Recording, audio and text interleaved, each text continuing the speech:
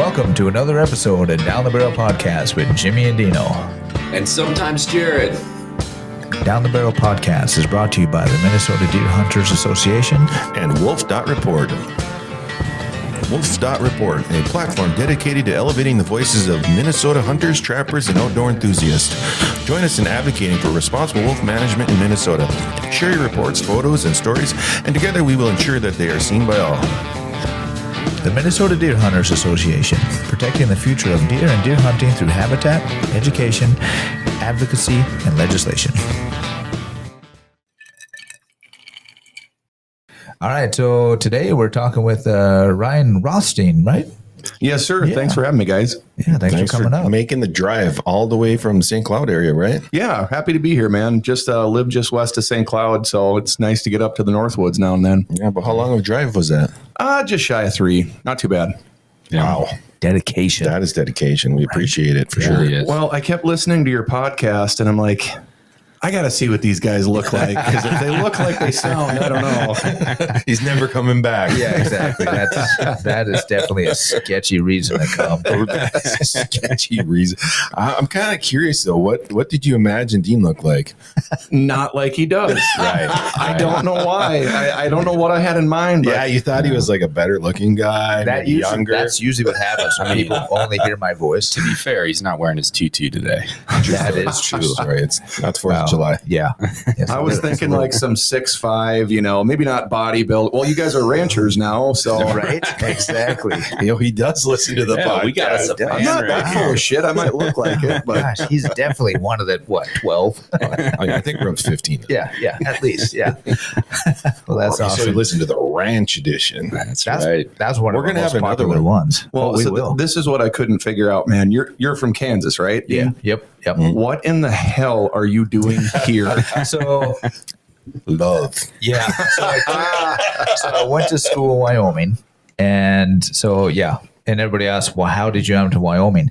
Why wouldn't you go to Wyoming? Yeah. I lived in southern Kansas, dude, and I was I was about an hour 20 out of Yellowstone. I was in Powell, over by Cody, about 30 minutes west of Cody, and did school there, photography for 3 years, and went back home. Couldn't find a photography job back home, and so I had a girl that was up here and found a job and moved up and been here ever since. So That makes more I love sense. it up here. Yeah. Well, I was thinking from the deer perspective. I'm like, if I was born and bred, southern right. Kansas, You know, zero right. chance I'm Yeah, coming up here. exactly. You know where I I, didn't- want to go for prime whitetail deer hunting? Northern The Minnesota. Arrowhead. Itasca County. but what was funny is I didn't hunt a lot of deer back home. I mean, I didn't because by the time I got of age to hunt a whole lot, we had leased out the property Oh, sure. for out of state hunters, which That's gotta be obviously pretty lucrative down there. which was that's what everybody did. Oh, yeah. So I didn't really hunt deer, hunted birds and other stuff, but What's the bird hunting like down there? so where I was at, dove hunting was pretty good. Quail too? Yep, not as Probably not the quite as quail good as kinda like came Texas, in, but- Oklahoma. Right, exactly. Sure, Yep, sure. They were still coming north, but yeah, dove was probably the best. Quail a little bit. You get a little bit further north, you definitely get into pheasant because Sure. there was more corn, kind of that soybean farm country and Mm-hmm. stuff like that. So. But yeah, that's kind of what we did, and a lot of coon hunting and a little bit of predator. okay. So yeah, and actually Jim was the one that got me into bow hunting. Oh, okay. So that's kind of And then Yeah, it's kinda that. I think the first year we went hunting together, I shot a buck. It was a nice 8-pointer. It was a nice I was eight. proud of it. I think it might have been my biggest buck to that point. Yeah. And I take him his first year out bow hunting, and he shoots his monster. And I have to help him find it and drag it out of the woods. And I still don't like him for that. But yeah, pretty much. And it sat in your garage. it did for like, what, 5, 6, 7 years? I want to say almost 10. The antlers. Nice. Yeah. And then, I right. hope you're not talking to me. No. Is that the jerky you fed me before we started? you Pretty ate much, some, bud. yeah. And then, I took it out of your garage and I had it mounted. And Yeah, It's- that's a beautiful deer. everybody always, when I pointed out in the house, was like, yep, that's my Kansas deer, which was a nice 13 point. He was a younger deer, but he was a Right. nice deer. And then I said, this is my Minnesota. Like, why? How? and it is one of the nicest deer. Oh, it's a beautiful deer. It's gorgeous. And to this day, You know, he hasn't allowed me to hunt deer in Kansas. He lets me hunt coyotes. Yeah. Well, he's just trying to get more deer for himself. I You know, know, he's yeah. using you. He is using me. I'm hoping to go back this. I'm going back this December, and I'm hoping to bow hunt. Well, you should. Yeah. I feel better though, man, because it was just burning all the way up here. Like something's not right with this guy. Right. He's Well, That is that. There's nothing more truthful than that. Yeah, that's for sure. Trust your instincts. I'm surprised he didn't just turn around. Right. I'm right. You notice where he's sitting, right? He's as far from you. That is true. That is true.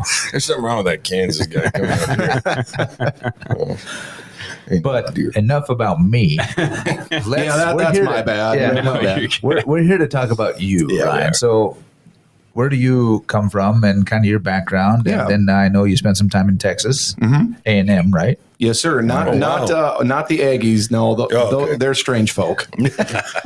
No, man. So yeah, I grew up in central Minnesota, born and raised, and somewhere there's a picture of me at like a year or two old, when in my dad's arms, just staring up at the deer in the garage. Like, if you grew up deer hunting in Minnesota, it seems like almost everybody's got a story like that, where whether it's the meat pole or in somebody's garage. And man, back then, you know, in the 90s, especially 80s, 90s, they all get together at the end of the day and big meal and drinking beer and whatever. Yep. But man, I cut my teeth on that. And I think my dad and grandpa had me out in the woods, like not hunting, of course. We didn't have a youth season, or back Right. then the minimum age was still 12. Yep. Right. But no, they had me sitting with them. I think the first time I was like 6. So God bless them, because I'm sure it sucked for them, man. Like, where are the deer? Why are we sitting here? You know, like, Yep. even then I was a pain in the pain in the ass, but God bless them, because it's put me where I am. And you know, as I kind of grew older, I read and read and read. You know, we didn't have YouTube and things like that. I mean, the video and podcast resources that are out there now, man, like, it's a good time to be a young hunter. Yeah. Because there is so much information Right. everywhere. Yep. But back then, it was primarily like your deer and deer huntings, your bow hunting magazine, outdoor news, you know, all that stuff. I remember I still have somewhere a couple copies of Gary Clancy's books, and that dude's word was gospel to me, man. Like, he was just one of the best and just a class act. But as I got older, it just kind of led down this road of like, I need to learn everything I can about these animals so that I can hunt them better. And at some point, you know, I started going to school for it. Got my undergrad degree from Minnesota State University, Moorhead, just a biology degree. And then I ended up going down to Texas for grad school, and it was on a deer project, and it was the coolest shit I've ever done to this day. I mean, you're talking classic South Texas deer management with capturing deer with helicopters and net guns, and like, it's everything you've ever read and heard and seen about South Texas. It's such a totally different world, man. But it was really cool. And yet at the same time, like, it really changes your perspective from like a habitat manager and like even a deer hunter. I mean, I grew up hunting here and a little bit in Wisconsin. So used to hunting that mix of farm and ag and some big woods too, but nothing like that brush country, man. I mean, I remember the first time that I was on a deer capture and I see the helicopter going over. The brush is just a wall. Like, it's painful trying to go through it, man. Like, picture the worst buckthorn infested woods you've ever seen. And it's that and then some, because there's cactus too. And I just remember thinking, there is no way in hell there's going to be a single deer in there. There can't be. How could they move through that? Oh, there's a hell of a lot of deer in that. So crazy. And after that, I came back up here, been doing pretty much habitat management, land management ever since. And I've really tried to start applying like the ecological concepts to deer management, not necessarily deer management, but the habitat, you know, like how can I make the best deer habitat and the best deer hunting possible, but still have some benefit for all the rest too, like all the other critters. And it's kind of interesting, like how much of the stuff overlaps, you know, like it's not just what's good for deer is generally good for a lot of other things too. So that's why, you know, I've become I kind of got roped into it on the front end, but Pheasants Forever, man, and I better be careful, you know. That's all right. We're good friends with the folks Yeah, over I there. mean, they do so much good, and they've got, you know, a long-standing army of support, so they've got the infrastructure to do it. But honestly, they've done more. Pheasants Forever has done more good work for deer habitat and deer hunting in this state than almost any other organization other than MDHA, of course. right. But That's right. no, honestly, man, it's amazing how good of deer habitat pheasant habitat can be. Right. Yeah. So that's kind of what I get my kicks from is, you know, just how can I make the best habitat for everything? Because generally speaking, it all benefits everything. Yeah. No, well, and I'm glad you brought up Pheasants Forever because there are so many great conservation organizations and we work with them all the time. You know, when we're doing a grant project or a habitat restoration project, we're usually partnered with a Pheasants Forever, a Rough Grouse Society, a Rocky Mountain Elk Foundation, because it's true. You know, what we do for white-tailed deer, it's good for the grouse. It's good for the pheasants. Yeah. It's good for the elk in the northwestern part of the state. Right. How much time do we have? Because I could go for a while about that one. The fact that we only have elk in that part of the state is just a travesty, man. Well, it's soon to change. Yeah. Supposed to be in Let's the hope. Northeast pretty Right. quick. Yeah, because you were just up and at a meeting for that, and that was just in Was. Outdoor News this last Yeah. issue. How did that go? Actually, I had heard about that, but I just couldn't make it up to that. Yeah. I was curious how that went. Yeah, you know, it was interesting. So there was the public elk meeting that evening, Okay. which was okay. You know, we got a solid update from Kelsey Lashar. Sorry, Kelsey. I do remember you. She's new there. It's not your fault. She is new. That's right. But no, we got a really good update on, you know, where the elk herd in the northwestern part of the state has been, what the population goals are for the different herds within the region, and then a little bit about this potential reintroduction over in the Arrowhead region. But what I thought was great about that day was earlier on, from like 8 to 3, I think it was, we actually got to tour Thief Lake WMA. Oh, cool. So myself and a number of other partners, so like Rocky Mountain Elk Foundation was there, and I can't remember who all was there, and then a bunch of DNR representatives, and we got to look at all of these different grant projects that had been completed within the Thief Lake WMA. And at each stop, the organization who was the lead on that project got to talk about what it was, why they did it. So in other words, though, this has been like a huge, like cross-agency, cross-organizational partnership up there. Exactly. And yeah, so like, you know, I got to talk about a grant that we had done for woody browse regeneration along, I believe it was the south shore of Thief Lake.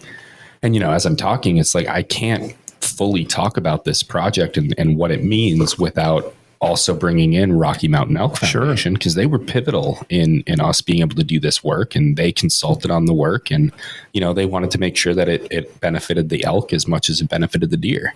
And then you walk, I think we drove a quarter mile, and now we're into this ruffed grouse management area, you know, and it's like we've got all these species right here, and we're applying what seemingly are very different management strategies on these different parcels. But we're in this grouse habitat and we're seeing deer, you know. Well, and not to mention, like you're saying, like all these different organizations with supposedly different goals, you know, that all kind of coalesce into this one area, and everything benefits. Right. And that's, you know, like we do all have our own mission statements or our goals, right? But like you were saying, what you do for one species tends to benefit all, or at least many species. And I think that's something that's so often lost, is that habitat aspect. I mean, I bang this drum every chance I get, man, but we used to have 18 million acres of prairie, some like 30 or 40 million acres of woods. We've lost 99% of that prairie. We've lost 40% of that woods. It doesn't seem like it up here, but boy, you get down to my neck of the woods, I see it every day. And why do you think things aren't as good as they used to be? I mean, I get it for the general public because they don't work in that. They don't live in that like hunters do. But even among hunters, sometimes I just see such a disconnect with what we're seeing while we hunt and the quality and quantity of the habitat on the ground. Exactly. Yep.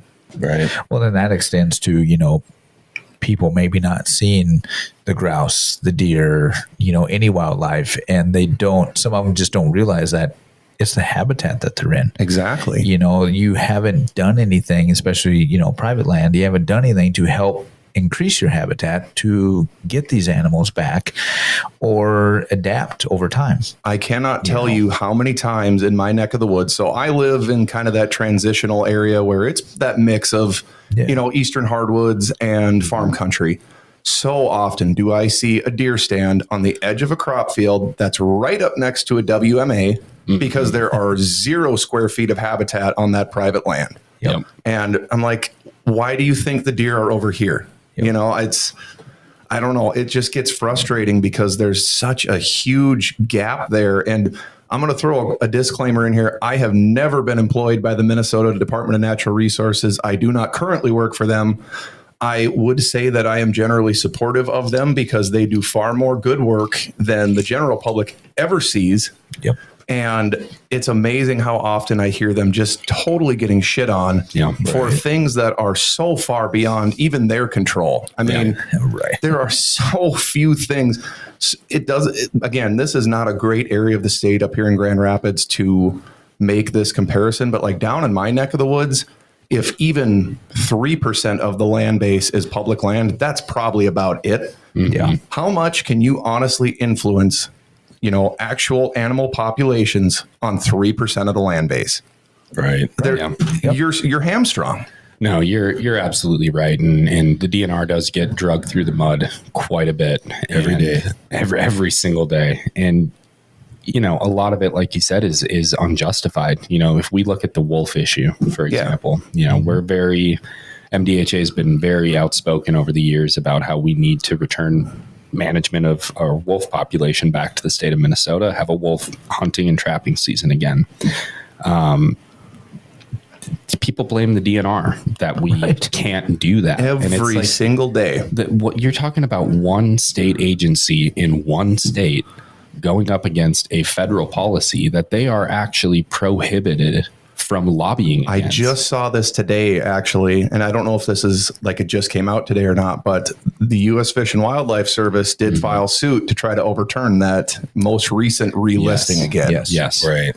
But to the point, though, until that happens, DNR legally cannot do anything. Can't do anything. And what this is something that I didn't realize until I started listening to your podcast here, but I didn't realize the shit you guys were getting about like being pro wolf and like, just tree hugging, wolf loving. Like, oh man, that's right. I'm like, what organization out there is pushing harder for wolf management? Because since day one. I mean, like, I just don't understand it. They clearly found out that I run a wolf petting zoo on the side, right?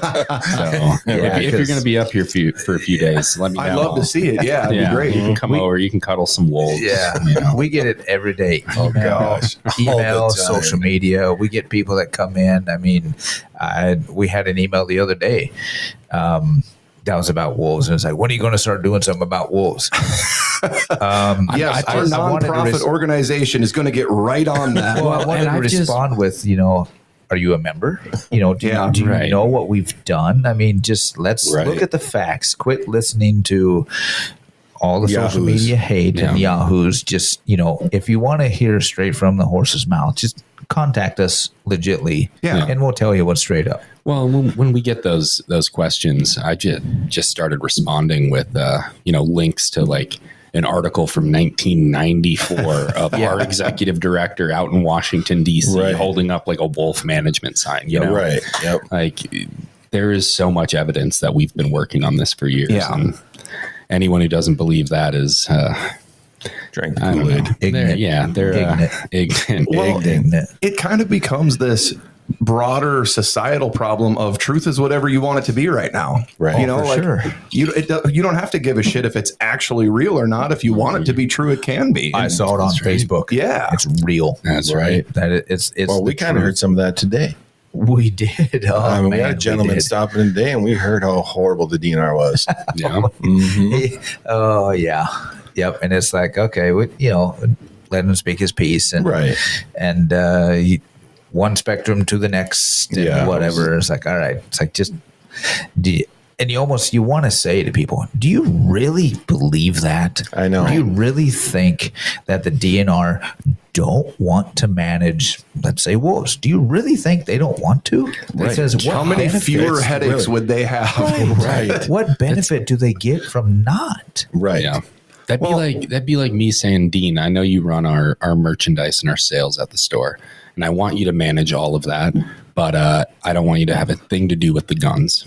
You don't get to sell those. You don't get to touch them. You don't even look at them. Yeah. All right. I mean, how are you going to feel But about you're that? responsible. But you're responsible. You know, when we see our sales at the end of the year, I want you to be in the Right. That's a really good analogy, though. What? right. Like nobody's going to do that. Yeah. But It does make it goes back to what we were just saying, like, you guys getting so much shit and just trying to point them to like you said, just call. But Right. I ask people this all the time. Do you know your DNR area wildlife manager by name? Right. Do you know how to get a hold of them?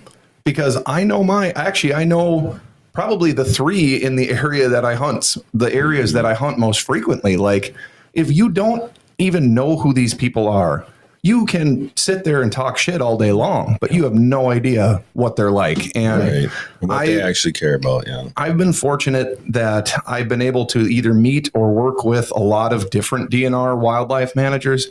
These people know their shit. Yeah. They are across the board some of the most passionate and smartest ecologically based like wildlife managers that I've ever seen.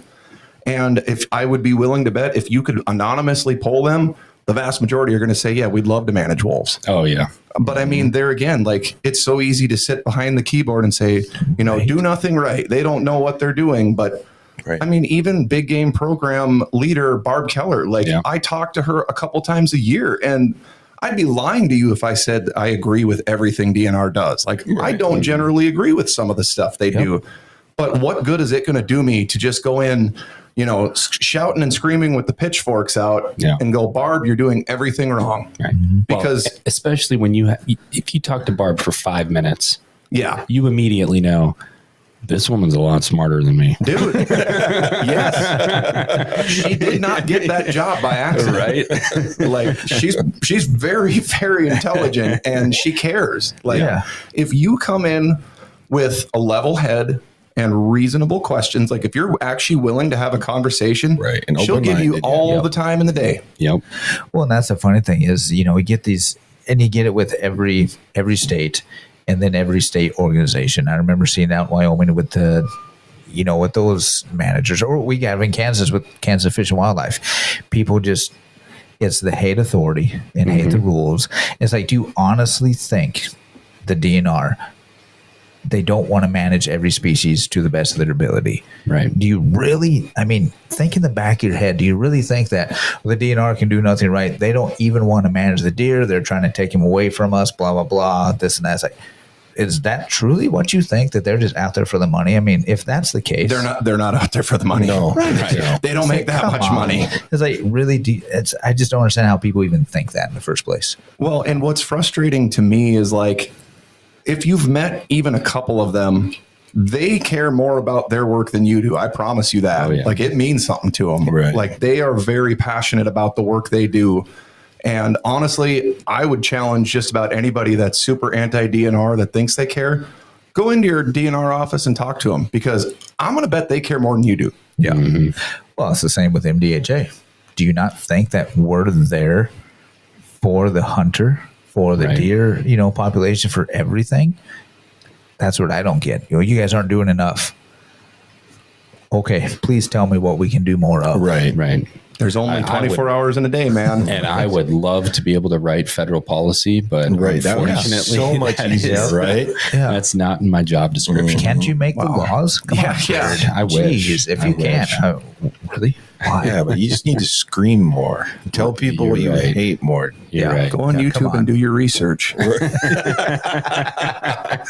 Right? That's the best place. Man. Everybody knows. Yeah, that's for sure. So, Ryan, you been out doing any archery hunting yet? This is embarrassing for me to say, but no, I haven't. I think this is the only time in my life that I haven't bought my archery license prior to the start of the season. And it's just been so warm this year. I mean, man. it kind of has the last few falls, really. Right? Yeah. Yep. I don't know, just between different habitat projects I've had going on and, I mean, I'm still writing for Outdoor News and all that too. So just a lot going on in the heat. I'd rather just wait till it's cooler. So, do you write for Outdoor News on the weekly? It is. So right now my column is every other week. Okay. Especially as we get into this time of the year, I'll usually kick in, like on my off weeks, I'll just kick in a contributing column just because, well, it's deer season. People want to read about deer. So, Yeah. Right. Yep. Right. but no, I really enjoy that, man. And it was a little intimidating to me at first. I've always loved writing, but man, when somebody like Gary Clancy and Tony Peterson had that column before you, it's like, wow, how deal. bad can I shit the bed on this? You know? Right. No, I think you do really well. Yeah. Well, I hope so. It's like, I don't know if anybody actually reads it or gets anything from it, but I'm not trying to act like I know anything or everything or anything in between, but it's just I've tried to take a little bit different tack with it. Like, yeah, the deer hunting is still important, but trying to draw some of those connections between, even if all you care about is deer hunting, pay attention to the habitat. Yeah. I don't care if you don't ever touch the habitat, but it will make you a better deer hunter. That's right. Well, absolutely. Yeah, I think my initial interest in having an interview with you was, I think it was last fall. You wrote an article about wolves. Oh yeah, And what I liked about it, not anything in specifically, but the way you went about it. You were level-headed, open-minded, and I mean, it was facts, scientific data. It wasn't feelings, and that's what we hear so much now. Oh man, Yep. that's all you hear. It seems like, and when it comes down to it, actually, I'm glad to hear you say that, because when you first reached out. And I could kind of tell. did a little background. I'm like, oh, this is going to be a shitstorm. They're going to attack me and ask me all sorts of questions. And I remember when I submitted that article to Tim Spielman, the editor from Outdoor News, he's like, do you got a burner email I can send all the hate mail to? I'm like, yeah, we'll find something. But no, man, I mean, here's my biggest thing in pretty much all of life. And maybe this is a character flaw of mine. I don't give a shit about almost anything. Like, pick anything in life, I probably don't give a shit about it. Right. I just don't.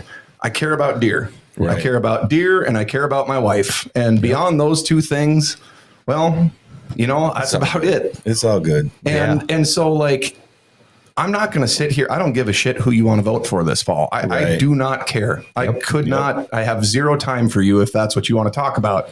And I'm not going to sit there and argue with you.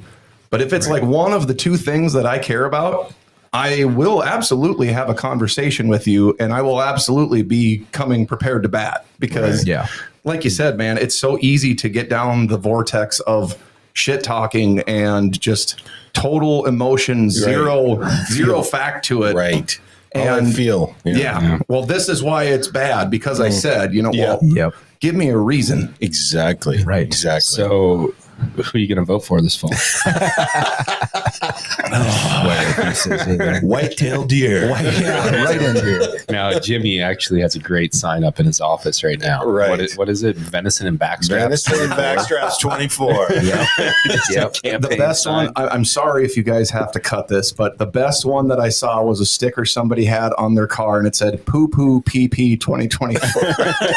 That's a good one. Maybe that's just my childish sense of humor, but that one, I'm like, I think that's a message I we can care all go about that behind. one as much as I do any other one. That's the way I look at it. What were we talking about? We were going to be joint senators, right? Right? Oh, yeah. Oh, yeah. You guys were going to We're going to be the first joint senators. Yeah. Nice. Yeah, just like exactly. sew the two of you together. Well, That'd be interesting. I don't that know would be. where Yeah. We'll see what we can do. Right. Yeah. I mean, you I could won't get probably, into politics, but just take over Dean's district. For sure. somebody it needs needs help. to. Dude, that would be the best place for both of us, honestly. Yeah. Yeah. Well, So Outdoor News, and you recently did an article on the lottery. Yeah. Yeah, the ENRTF. Oh, Yeah, 'cause yes. Thank you. I'm Yeah. actually, Thank you for doing that article. I'm Yes. ignorant when it comes to that. You guys know more. I read the article. I don't read very good. He's from Kansas. Yeah.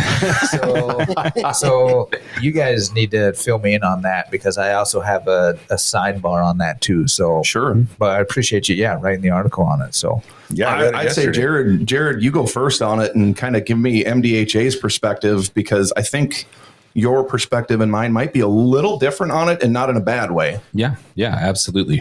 So ENRTF, it's the Environmental Natural Resources Trust Fund.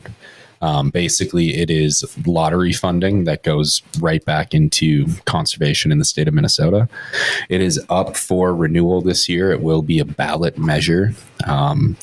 So when you go to vote this year, which early voting starts tomorrow, Oh, wow. Does it really? Wow. Already? I believe it does. Jeez, wow. I know, right? Well, then my So- timing was okay at least. Oh, I thought it was I was dead going on. to wait. I'm glad I didn't. Yeah. So that will be a ballot measure. You will have a question on there. Do you want to renew the lottery funding? Well, so ENRTF? that's the one thing though that kind of tripped me up when I was doing a little research for that piece. I assumed that was going to be the ballot language. No, it's not. It's not. And that kind of imagine that. threw me, man, because Yep. I feel if it was like, do you want to renew this? Right. It'd be an easier sell. Yeah. But the way it's worded is almost identical to what the original amendment back in 88 said. Correct. Yeah. And so it does almost sound like it's something new. And that's something that we're trying to really get the word out there. Is the way it's worded, it almost sounds like it could be a tax increase. It is not. No. You will not see a change to your finances whatsoever. Unless you gamble more. Unless you gamble like my little brother does. Right. He's going to spend some more money for conservation, which is great. Is he going to vote yes? I'm going to make it. But the one thing that I do want to make clear is on that ballot, it will ask you yes or no. Do you want to approve this lottery funding to go back to conservation in the state of Minnesota? Or it will ask you no. If you do not answer that ballot question, it counts as a no vote. So if you want to see that funding be renewed, please vote yes. Yeah. So if you're an outdoorsman, fisherman, vote yes. Yes. I mean, I'm on a coalition right now to try to really push to get yes votes on this measure. And I mean, we're talking MDHA, Pheasants Forever, Trout Unlimited, Backcountry Hunters and Anglers, Rough Grouse Society. I mean, all of them, right? We're all pushing for this same thing. This funding has allowed us to do a lot of amazing work around the state of Minnesota. And as Ryan actually pointed out in that piece he wrote, this is the funding that started off our Hides for Habitat program at MDHA. Right. You know, No way. Yeah. which is a great program. Over $6 million has been raised through that program alone. That's gone right back to Minnesota Habitat. So that funding actually multiplies exactly. other funding. Oh, absolutely. Yeah. And I think it's a big, important distinction to make, too, that I think I tried to close the piece off with this, but it doesn't matter if you're a deer hunter, duck hunter, bear hunter, pheasant hunter, walleye fisherman, trout fisherman, hiker, kayaker, canoer, boater. Blueberry picker. Exactly. I think you could draw a line to almost every Minnesotan from this funding over the past 35 years. Absolutely. It has impacted every single one of us in a positive way through one project or another. Absolutely. So it's an important source of funding if you're passionate about conservation.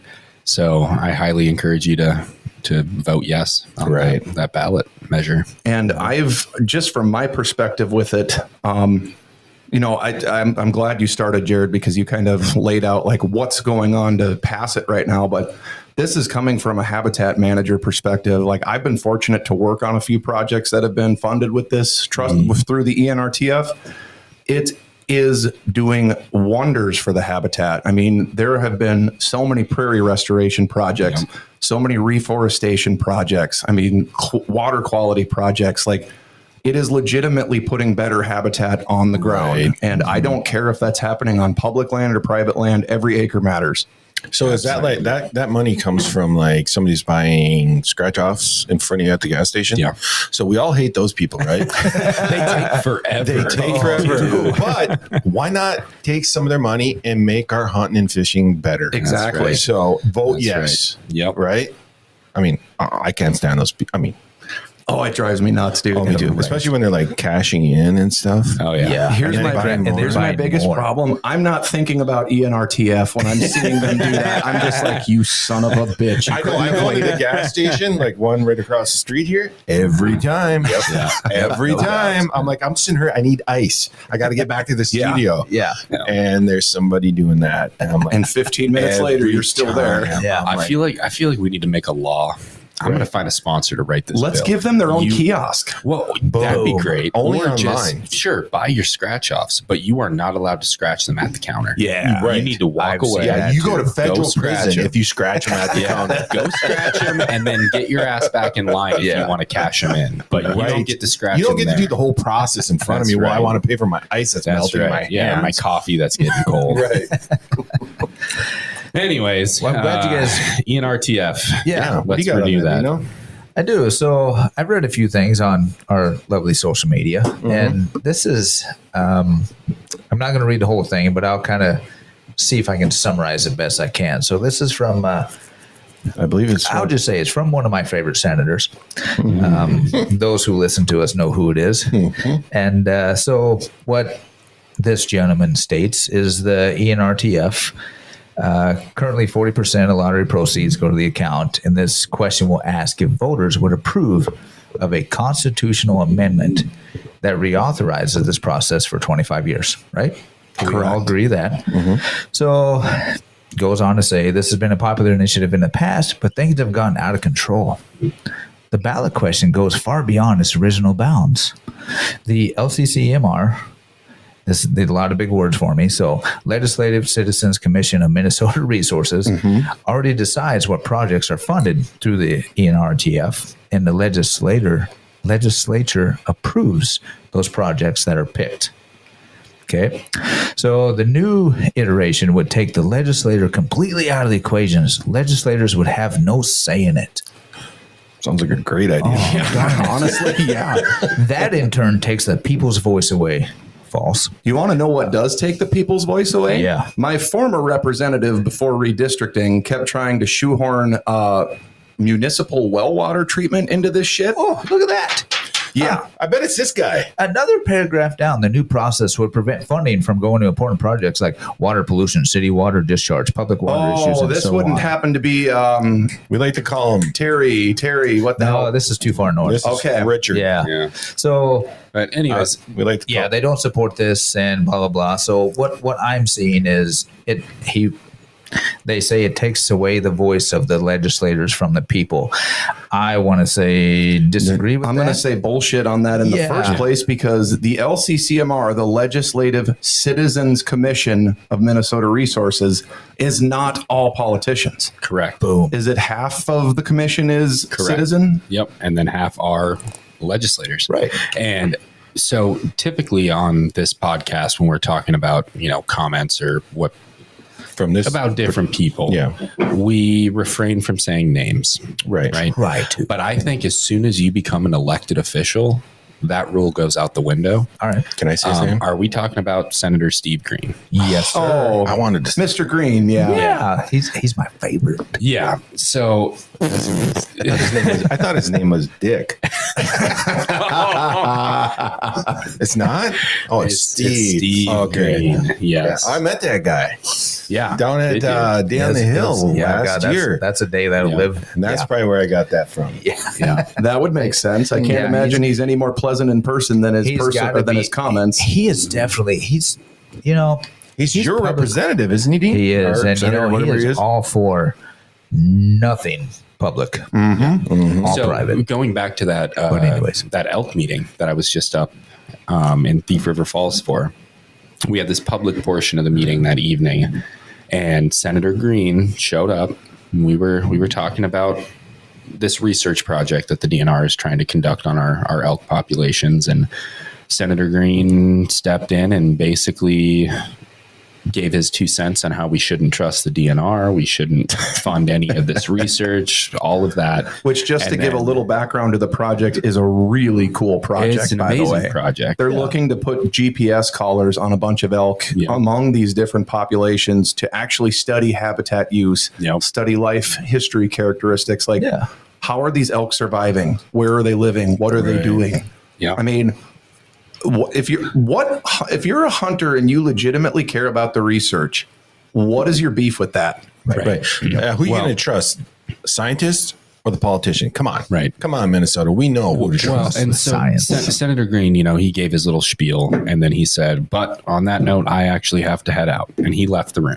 Right. Classic. And then this younger gentleman down to my right stood up, and he basically turned around to the whole room and he said, "I don't know if any of you know who that was that just spoke, but that was Senator Green. I've lived in his district my entire life.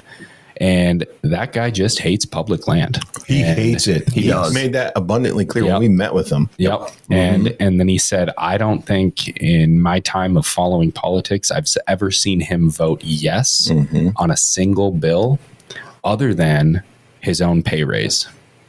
Weird. Yeah, that's crazy. I think you said that today, that you looked up his record and it's all no's, right? For Yeah, everything. so Jeff looked it up, It's and it was a lot of no's. It's hard to find a yes in there. Yeah. I'm sorry. I don't care how ardent of a 2A supporter you are.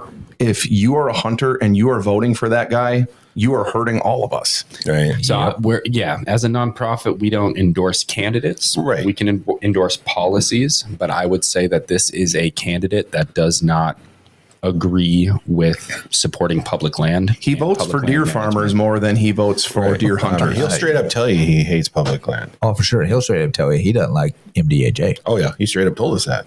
Well, because we're in the public land grant. Right. Because of our Highs for Habitat program, which in So his that mind was his doesn't beef? do anything good for us. Oh, that's anything cute. good for the state of Minnesota. Right. I beg to differ, sir. Yeah. So how much private is he a hunter? I believe he claims to be. Claims. How much private land does he have access to? Because he clearly has some. He must have He's got to have. decent Well, amount. like You we've- don't shit on public lands like that if you're hunting on well, them. like we've concluded, we have a feeling that there is some other public land in his area, or that was going to become private.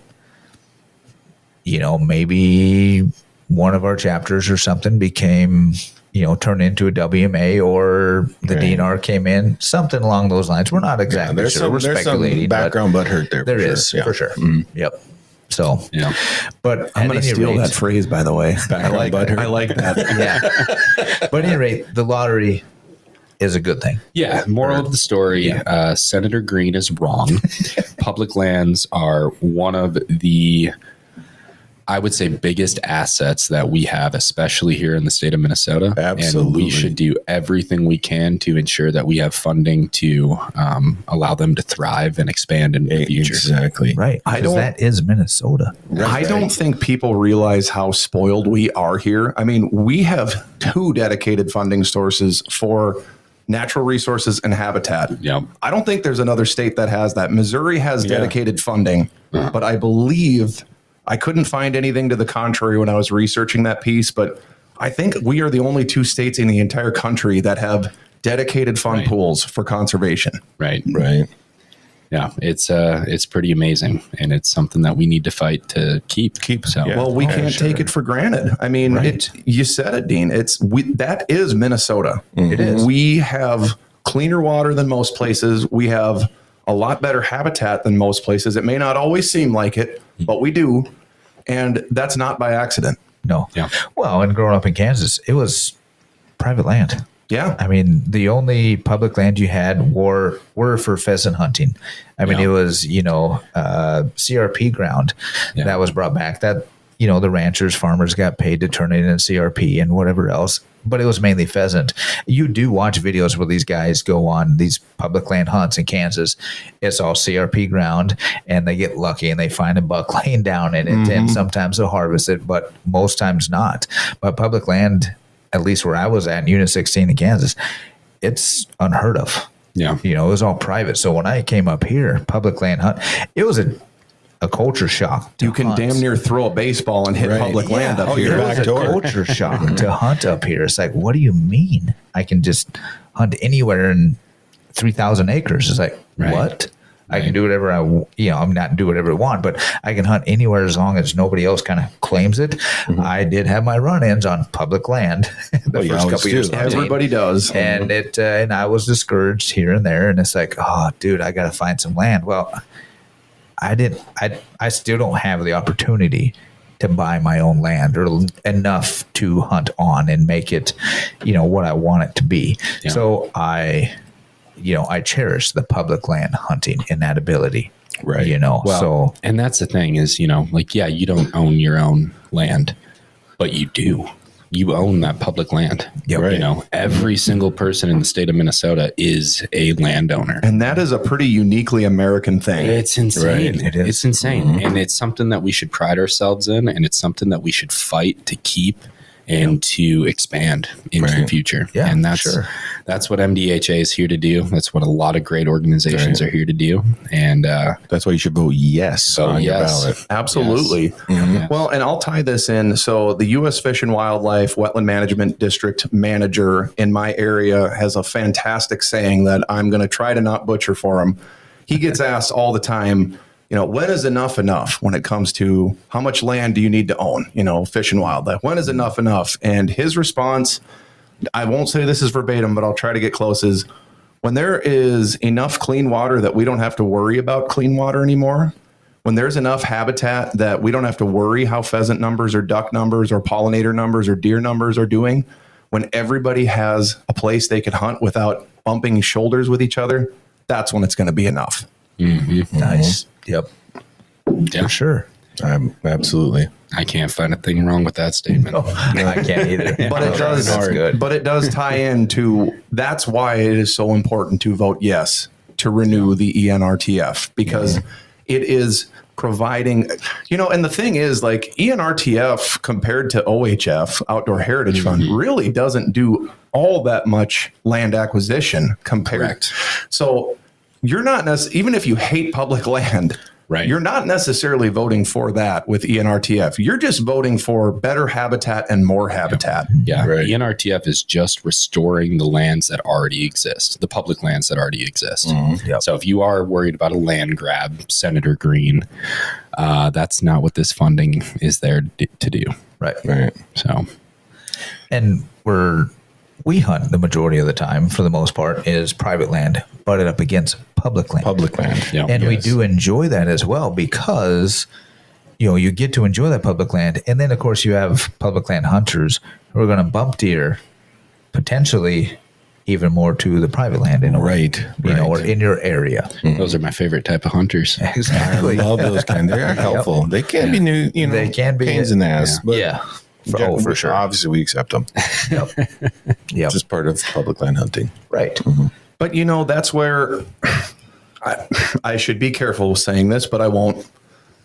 Most deer hunters are pretty lazy. Like, they just, Yes. your casual You don't deer have to be hunters careful. aren't really willing to work that hard. But man, if you're willing to put any sort of thought or effort or work or walking into it, public land hunting can be a hell of a lot of fun. Yeah. Oh, absolutely. I mean, I've not yet killed a buck on public land in Minnesota, but I kill a doe or two off of public every year and just use bonus tags in my area. I'm fortunate that I get to do that, I know, but work harder than them, work smarter than them. It's doable. Oh, my largest buck that killed to date, and I've hunted in Kansas, and was a public land buck. Yeah.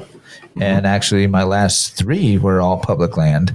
But yeah, the largest buck I've got is a public land, and it was glorious. I know we've told the story before, but it's bigger than both my Kansas deer that I've got. Yeah, that was a beautiful deer. Yeah. So One of my dad's best friends, they've got a little bit of private land, north central Minnesota, and it butts up to some state forest land, and he has killed some slammers on this piece of state forest land. Yep. And it's because he's getting to the spot that nobody else is looking at. And when the guys that do walk in from the other road through what looks good on this public walk 100 yards. and then push those deer right to him, he shoots them. Yeah.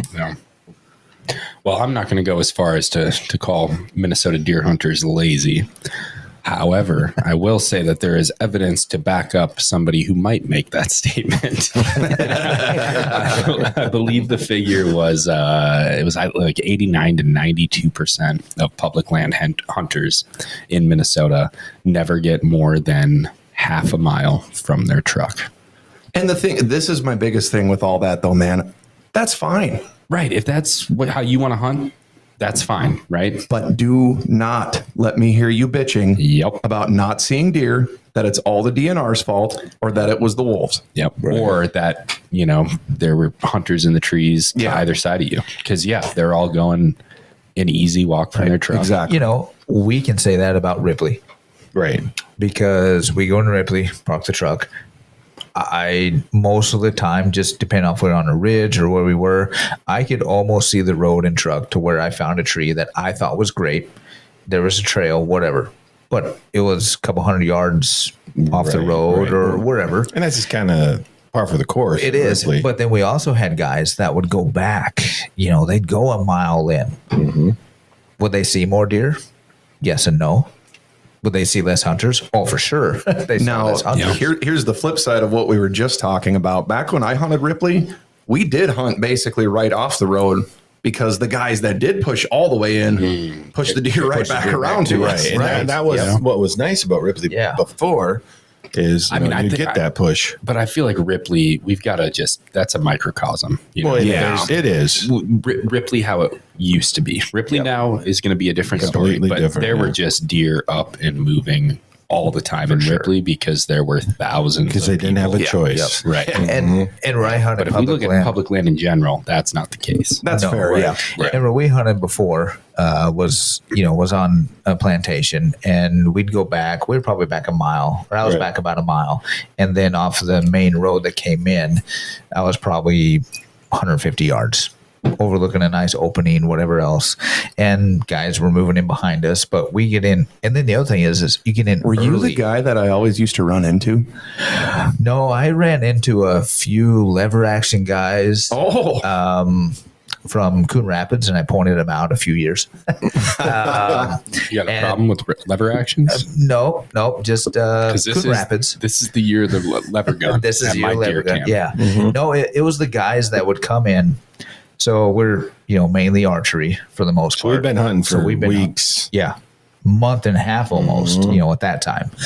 And so Thursday before opener, they'd start bringing their four-wheelers down the trail and setting up their stands or whatever else. So we just quit hunting at that point, and then we come in, opening day. And that was the year I harvested the deer. And I waited, grabbed my four-wheeler, and I'm dragging it out. And this guy comes up, and he goes, "Where are you hunting at?" Like, well, just down at the end of the, corridor there or whatever. He goes, "Well, no, that's not what I mean. How long have you been hunting here?" I go, "Well, about a month and a half, and I've been here for 3 years." "Oh, I've been hunting here for 30 years. "Okay, that's great, but let me guess, you just moved in Thursday and you're from Coon Rapids." "Yeah." Nothing against Coon Rapids. Nothing against Coon Rapids at all. But I've been hunting for not 3 months. I guess it'd be a month and a half. Right. Almost 2 months, really. 2 months, you could say at that point. And it's like, I've been here day in and day out, every weekend, hunting, knowing these deer, seeing these deer. Dude, you just moved. I saw your four-wheeler. Put your stand up 2 days ago. Get bent, buddy. Right. This is public land. This isn't yours. I don't care if you've been coming here 30 years. It's public. I can hunt here. Oh, and by the way, it's 9 o'clock. You can't be on your four-wheeler, bud. So guess what? Let me just throw my deer on the back here. I'm going to wait till 11, and I'm going to pull it out.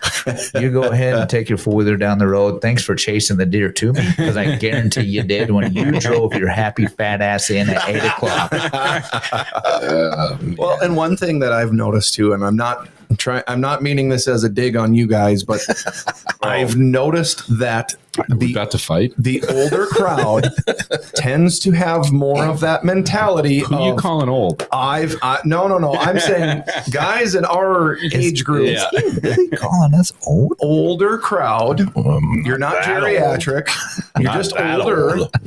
But it does seem like the guys that are more likely to pull this is my spot and has been forever, they're usually in that 50 to 70 age range. We're not in that not range, 50. bud. Awesome. You guys are good then. Yeah. All right. But That's you know, They got a few months. my interactions on public land, and maybe it's just because I don't know, 98% of my public land hunting has been during bow season. It's been pretty overwhelmingly positive because I run into somebody and they'll say, "Where are you going to go?" You know, it's yes. I don't want to get in your way, and no, I don't want to get in your way. So where are we going to go? You know, we'll figure this out. Yeah. But yeah, and that's where I think as hunters, you know, there's no place for that, you know, swing and D mentality. There of, isn't. This is my spot. No, Right. get No. that. Oh, yeah, man. because in that same area, I had somebody leave a note on my Oh stand. my God. Yeah. And your stand was up all season. Actually, Right. your stand was up for a year and a half. And this poor bastard. Your stand had grown into the tree. It did. I honestly, no, that was my stand. I had to cut the strap. When Well, we we've been moved there him. for a while. We've been there a while. And he puts up, you know, why don't you look around before you set up your stand? It's like, dude, This was here. Yeah. I know it was before you. that same time that he had the note, I had to stand 20 yards. 20 yards. Now I didn't even just have the peg steps. I had the 20-foot steps, or the whole, not a sticks. ladder, Like the the sticks. Hilo Yep, the sticks. 20-foot sticks, and just a little portable. Yep. He had a ladder stand 10 feet, and it was 20 yards from me. I crawl up in my stand. I'm looking at it, going, "Are you kidding me?" Yeah. This dude had to walk by. There's no other way but to, because there was a trail. He had to walk by he had to brush up against my steps to bring his deer stand in. And I was like, oh my God, he's a rifle hunter. Nothing against rifle hunters, But nothing you just at all. know. But it's No, like, you know. okay, It's all right, yeah. I'm bow hunting. I'm not coming out here opening day. Yep. God, no. Was his name Steve? I think it was. I thought it was Richard. Dick. It probably was, because that tends to be the case.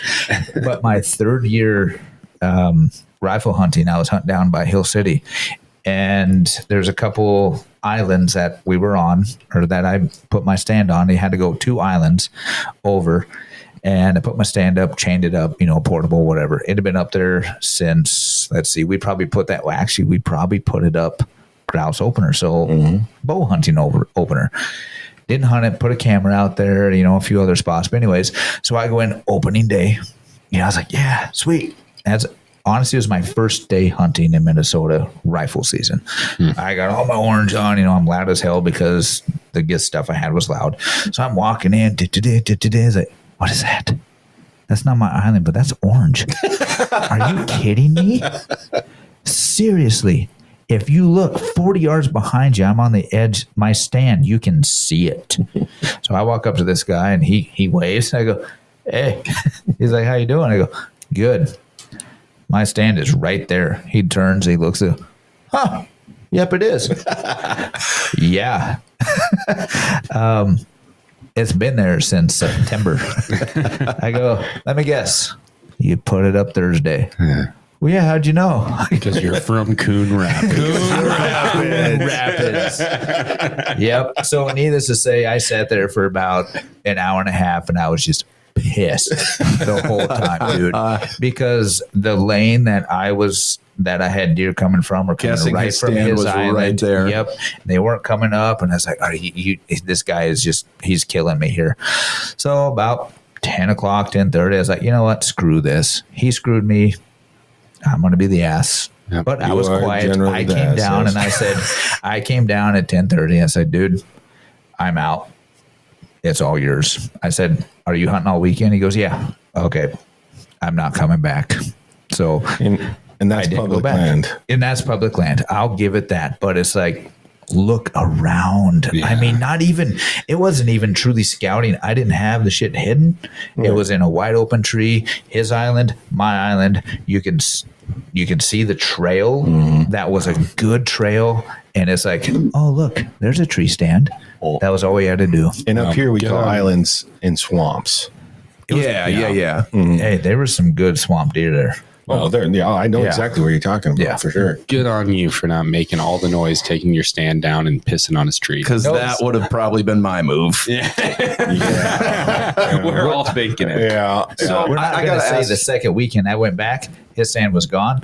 Probably a good decision. I got to ask you guys because that story just it brought something up for me. I know, Jared, you used to live in Colorado, but have you guys hunted out of state much? A little bit. Kansas, I Illinois, have seen. Colorado. I used to think, maybe this was just naive young person thinking, but when I was in high school, college, I used to think that, like, damn, I bet most deer hunters are pretty smart. They must be pretty good hunters, like, why else would there not be bigger deer and this and that? But after I started hunting public land here and then started hunting out of state, I was like, nope, no, they're not. They really are not. And I have seen some of the dumbest shit I've ever seen on public land out of state.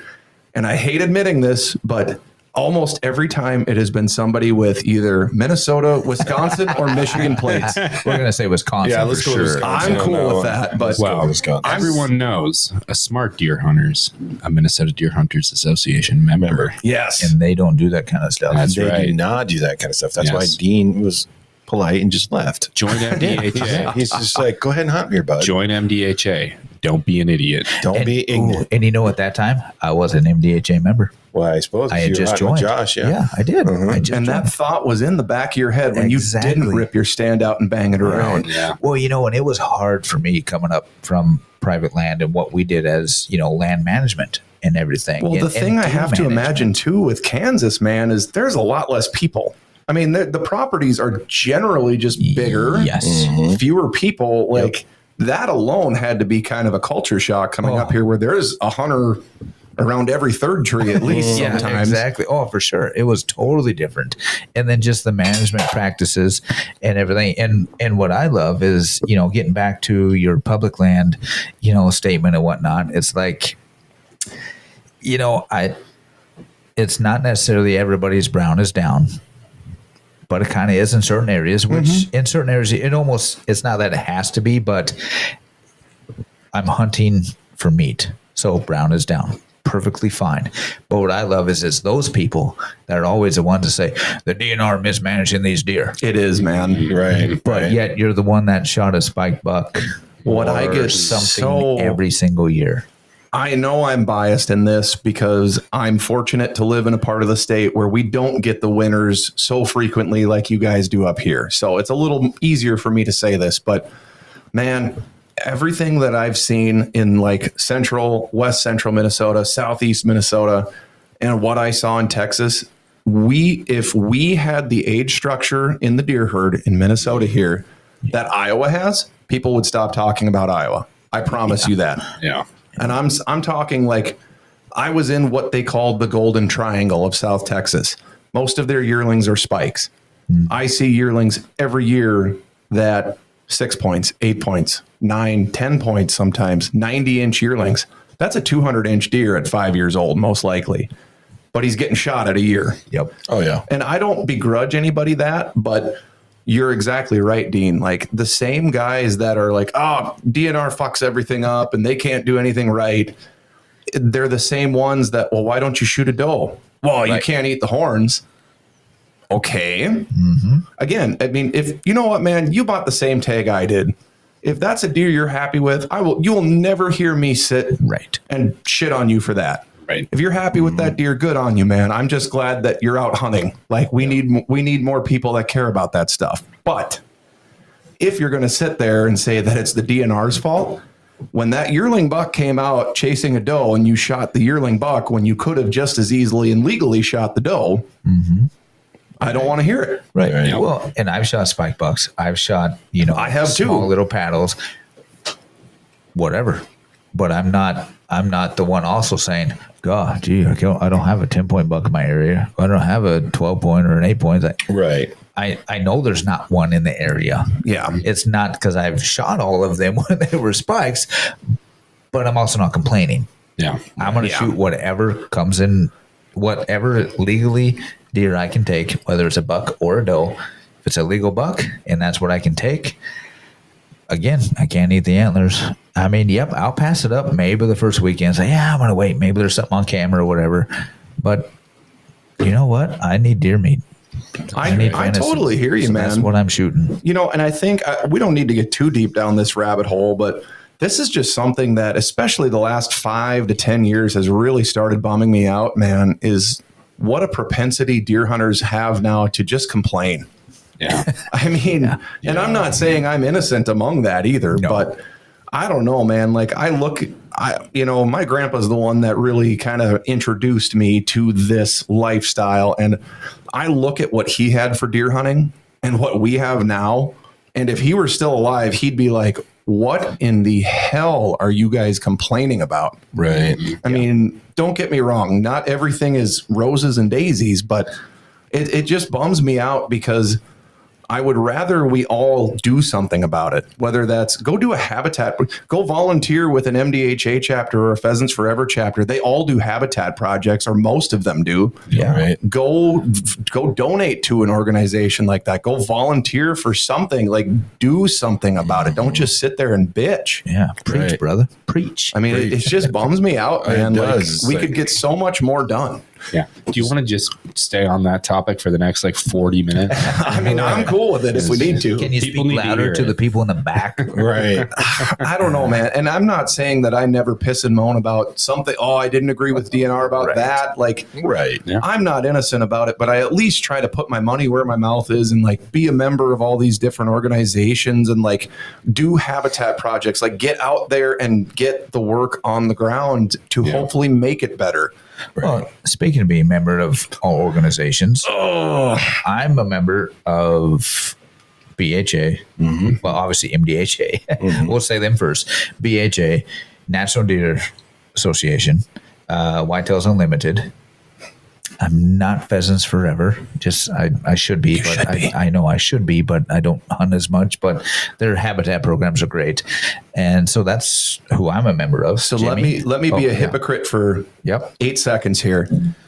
I don't think I'm an MDHA member, but you should be a Pheasants Forever member. Let him in. Right? Right. Yeah, I don't know. And that's a prerequisite to even be on this show. I thought it was, but you guys didn't say anything, so I just walked in. Well, it's gonna be. It's gonna be. But what I will say though too is with Pheasants Forever, I have become their biggest proponent, or just a total rah guy with that stuff. I pheasant hunted twice in my life. I don't give a shit about pheasants, dude. I don't cool. If that's what it takes to get money and funding and work on the ground, great. I don't give a shit about pheasants. I give a shit about all the other stuff that they're doing for everything else, we were talking about at the beginning. Yeah. And see, that's where BHA really speaks to me as well for the public land and their promotion and stuff like that. So, Jimmy, I know you're a member of BHA, obviously MDHA. Yep. That's all I can think of right now. Yeah. Well, obviously MDHA, BHA, PF, Pheasants Forever. God, I wish you weren't an MDHA member, because for all the people trolling you guys online, that would be so goddamn funny. The leader of the organization's not even a member. Yeah, I am. Trout Unlimited. It's another big one. Oh, yeah. I'm proud member of. I feel like there's more. Yeah, I feel like there is too, but I just can't think of them at the moment. Yeah. I don't know. But regardless, there are so many amazing conservation organizations. For sure. Find the one that speaks to you. Join up. Join up. Volunteer. Man. I mean, Right. Well, then the other thing is they all do so much, and they all kind of even coexist for the most part too. Right. It's the bashing of certain ones that I don't understand either. But It's not necessary. it's not, because you can be a member of. Well, like me, I'm a member of 5 different ones. Every one of the organizations, they have the same goal in mind, but different ways to go about it for the most part. but that's just the way it is. I mean, that's no different than in our daily lives. Yeah, exactly. Like myself, I've tried to be a member of the organizations that are focusing on the things that I care about, which again, I'm going to be a hypocrite there because you guys, I want you guys to talk me into being an MDHA member tonight. I don't think you'll have. We'll get you. Take me out back with a first light. I thought you were going to take me out back with pillowcases filled with bars of soap or something. We have to. We use something heavier than bars of soap.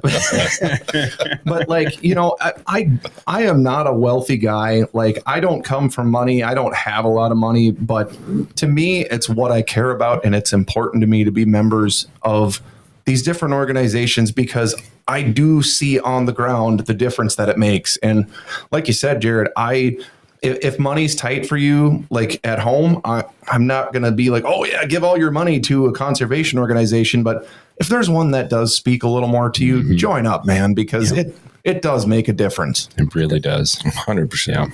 Yeah. So let's go into this. Jared, why should Ryan be a member of MDHA? Because we're awesome. True story. I mean, how can you argue with that? Well, Dude? we all three work there, right? Right. Honestly, I mean, the door's locked until you sign up. Sorry, you can't leave. no, I don't think there's a topic that we've covered tonight that MDHA is not actively working on. You know, we talked habitat.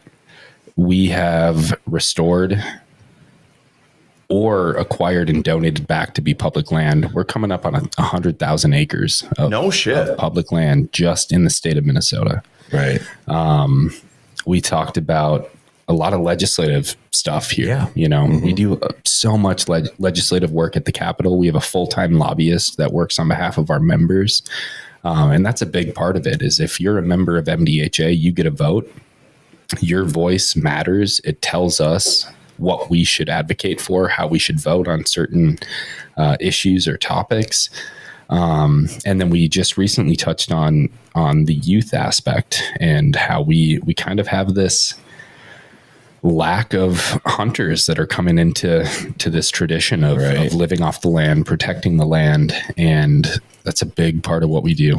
We've sent because you guys still do all the four-corn camps too, right? Yeah. Over 16,000 kids have gone through our four-corn camps, got their firearm safety, learned, you know, the basics of wilderness skills, survival, ecology. They're really taking up the mantle of being that next generation of environmental stewards. And we really can't do that work without every member that supports us in that mission. We love what we do. Absolutely. And I truly do feel that we are here for, obviously, we look through the lens of one species, being the white-tailed deer, but what's good for one species benefits all. And that's how we live our lives, and that's the work we do. Yep. And I think from my perspective, you know, growing up in central Minnesota, like I'm not ignorant to MDHA. Like there's banquets around me. I'm pretty sure my dad and his buddies are members and they go to their local banquet. But if there's one thing that pissed me off all the time, it's that the local banquet's like the end of October. And I'm like, what are you doing? Yeah. But no, I think from my perspective, it was always kind of that MDHA is like, oh, that's kind of for the guys up north, which in a sense, I can see why I thought that because, I mean, it started here, right? Right. Yeah. So, you know, it's, and it started from, you know, honest, good intentions too. You know, it was no different than any of the other organizations we've mentioned. So I think that was always kind of one of my hangups was like, it seemed like it was more guys up north that had problems with the wolves or they wanted more deer feeding. But, you know, the more I've read and, you know, the more we've talked, it's like, it's so much more than that. It is. Yeah. And so you're right. We did start here in Grand Rapids. We're still headquartered here, but we have 60 chapters around the state, 20,000 members around the state. And the vast majority are in the southern part of the state. Are they really? I was going to say, you know, you'd be surprised. No once shit. you get past Brainerd. Yeah. That is Really? the majority of our membership. Our largest chapter, Winona, Minnesota. Really? Huh. Mm-hmm. Well, and it's interesting you say that though, because like just listening to my dad and his buddies talk about their banquet, I mean, it's several hundred people. Oh yeah. At their, I don't even remember which chapter it is. It's one around me there. There's a few, but it's like, holy shit. Like you just don't think that that's where they're going to be, I guess. But I mean, yeah. So, I mean, what do you guys typically do? Like, what types of habitat? Is it kind of a statewide effort for you guys with habitat projects and things like that? So it really depends. I mean, as you know, we're a big state, a lot of diverse ecosystems. Yep. With public land that has varying needs, restoration needs. And so that's where we work. Well, our grants coordinator, Kim Washburn, she reaches out to all of our chapters all the time and encourages them. Let's say, well, you would probably be either central Minnesota or like Stickney Hills chapter. Actually, you would be closer to, I want to say, how close are you to Paynesville?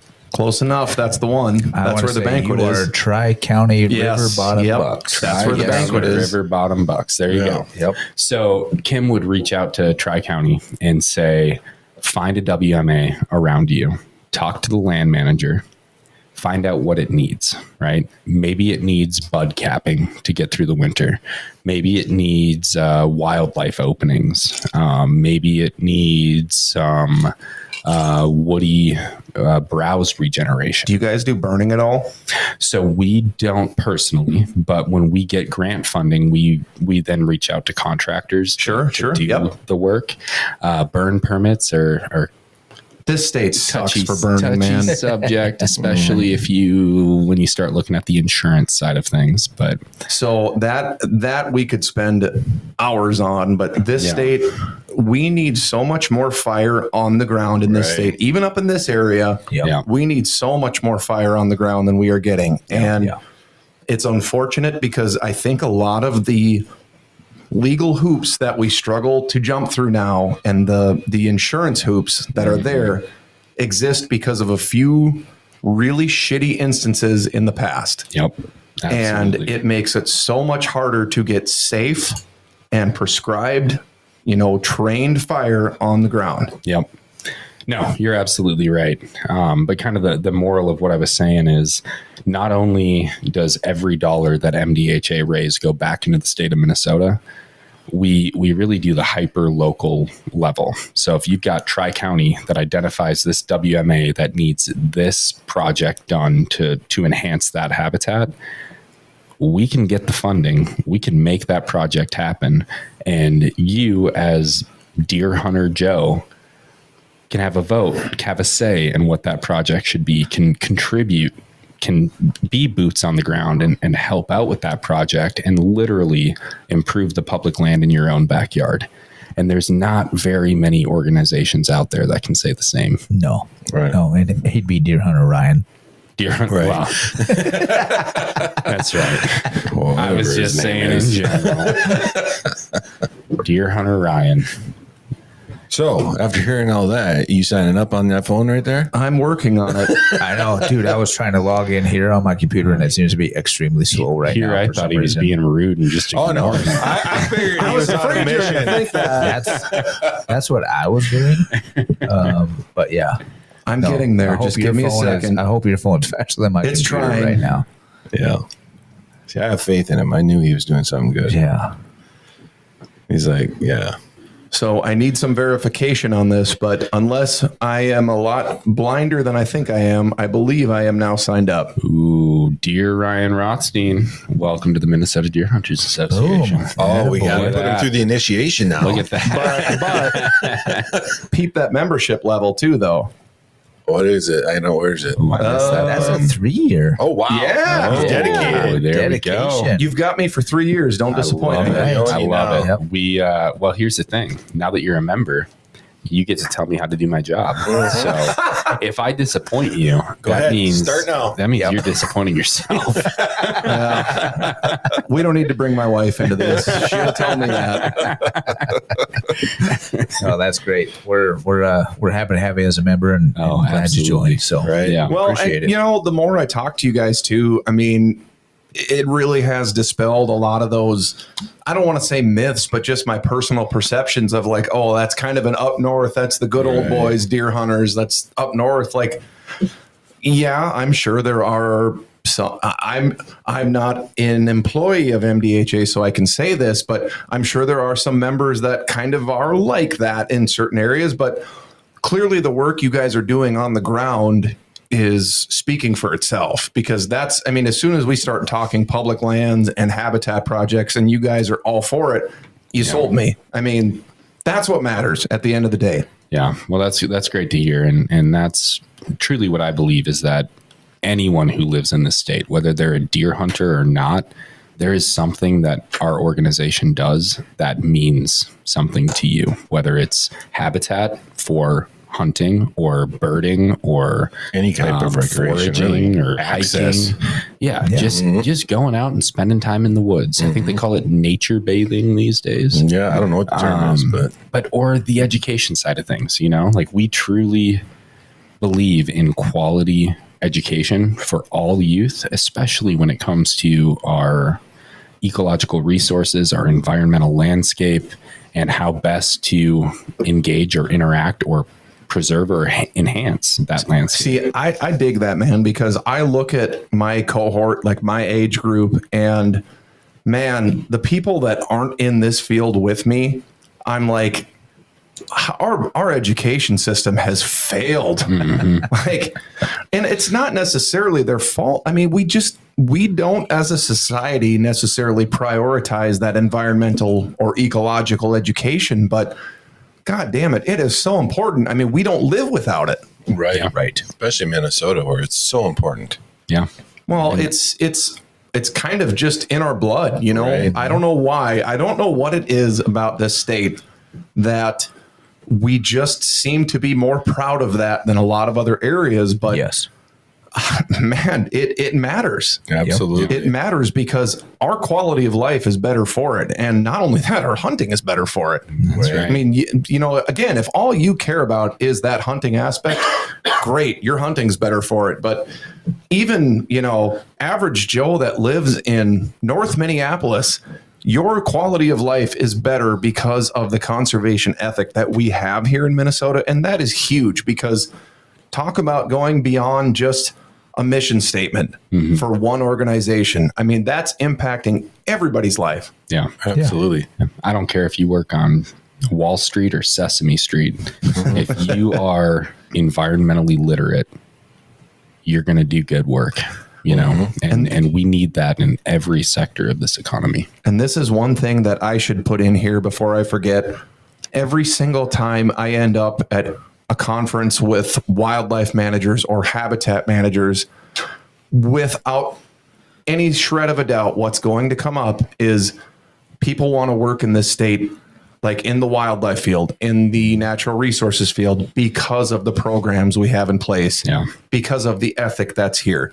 Yep. We are a destination for people that go into ecology or biology or natural resources or wildlife management because of the funding sources we have, because of the ethic we have. So it matters. It does. Yeah, it for sure does. 100%. So vote yes in On November. ENRTF. RTF. That would be a yes. Yes. vote. Just remember that. Yes. Yes. Don't even read it. Just vote yes. Just say yes. If you yes to habitat. just If say you yes. forget to vote, it counts as a no. Yeah, so just vote yes. Yes. Yes. If you hunt fish, get out there and vote yes. Ignore the rest, 'cause whatever. Yeah, honestly, I don't give a shit if you don't fill out the rest of your ballot. Right. Just fill Just out that one that thing yes. will make You a can difference. ignore Who do you want everything for else. president? ENRTF. Right. Yes. That's awesome. I do want to touch back on wolves, though. Oh, yes. Yeah. And I don't know where we want to go with this necessarily, but you know, during a break here, we mentioned the Voyagers Project, and I don't want to overstep my bounds here, guys, because I come from just shy of wolf country. So, Right. like, I want to be sensitive to the people that do live and hunt in wolf country, because it does matter. I mean, Absolutely. it's not an insignificant factor, but from the ecological perspective, I have to say, listening to the Voyagers Project episode, the biggest thing that I take away from the situation that we're at here in Minnesota is that from a strictly biological, ecological perspective, we don't necessarily need wolf management because they are an apex predator in the sense that if the prey supply was limited, they would take care of themselves, as in they have a finite bounds that they can get to. But, going back to what Tom was saying in that episode, that's where kind of these human perspectives come into play of this is, and this doesn't just apply to wolves. This applies to so many things, but we as humans have done a good enough job of effing up pretty much every natural ecosystem that almost nothing can be unmanaged at this point without, wolves are a good example here in Minnesota just for no other reason than they clearly do have some impact on our deer herds, probably the moose herd too. Absolutely. It's not as simple as that, but it is a factor. Yep. Yeah. No, I mean, like you said, from a purely ecological, biological perspective, let's put wolves in a petri dish here, right? And run an experiment. There's really no issue, Right. but we don't live in a petri dish. Absolutely not. So we can't just look at the ecological perspective. We have to look at the anthropological, the economic. We have to look at all of these different facets of the wolf issue and make an informed decision. And my biggest, I'm going to call it a complaint about the wolf, right, is why are we putting one species up on this pedestal? Like the gray wolf, from an ecological perspective, does that serve more of a role or a purpose or you name it within our ecosystem than a cricket? Well, they let's play their own roles. Let's even stay in the apex predator realm. Sure. Black bear, Yeah. Right. Canada lynx, cougar. Pre-European settlement, we had all of these things, not necessarily everywhere, but relative abundance. I mean, look at Little House on the Prairie. They talk about cougars in Wisconsin like it was common. Right. And we just do not have that now. So Right. it is a very modern problem, if you want to call it that wolves have been elevated to this status of fluffy. Yep. What's the term that the meat eater guys use all the time? Charismatic megafauna. Yeah. There you go. Charismatic megafauna. Yep. I don't They're know. easy to rally behind. They are. And I don't know what, this is something that I've talked with a lot of different folks about. I think the reason that we care, I say we in the entirely global sense, but I think the reason we care so much about them is because they were the one predator that wasn't really extirpated. As in, if we still had cougars, if we had a breeding cougar population in this state, in the Great Lakes states, they would probably be to the same status. Yeah. But we are now 2 to 4 generations removed, people-wise, from those species being prevalent here to where it was a common thing. Yeah. No, I think that's a good point. It is. I think something that Minnesota should take pride in is the fact that we are the only state in the lower 48 that has always had an endemic population of gray wolves. Yeah. Right. Like that's a big deal, right? Yep. But at the same time, we have these target population numbers that have been Surpassed for 25, 30 years. decades now. Since the late 80s. Right. But then we have this charismatic creature, charismatic megafauna, right? And that's my issue with you look at the World Wildlife Fund. You guys know what animal is on their logo? The giant panda. Find a more useless animal on this planet. Like, what does that contribute to the ecological landscape, to sustainability, to the benefit of multiple species? The panda is a species that I'm going to be blunt here, should have gone extinct generations ago. It's so right? pretty. But it's so It's a cute. lucky species. It's easy to rally behind. It gets all this funding, and I think we're falling into that same trap with the gray wolf. You know? What bothers me the most, I'll just strictly put my biologist hat on here. What bothers me the most about that is that we are sacrificing energy on the gray wolf when that could go towards moose. That bothers the shit out of me because that is demonstrably a species in this state in particular that needs more attention than the wolf does. Absolutely. And that's what bugs me. But the other side of it being that when you talk about, I mean, I've struggled with this because one of the suits within the last decade that put the wolves back on the ESA list, the premise was that they haven't been fully restored to their historic range. Yep. My opinion is there's a hell of a lot of good habitat in their historic range where they're not. Let's start reintroducing them. I mean, from a strictly ecological sense, that is a keystone predator. That is a top of the food chain predator. There's a lot of good habitat in the Western Dakotas. There should be wolves there. There should probably be grizzlies there. Yeah. I mean, look at the Smoky Mountains, look at the Ozark Mountains. These are all areas where historically wolves were probably fairly abundant. Yeah.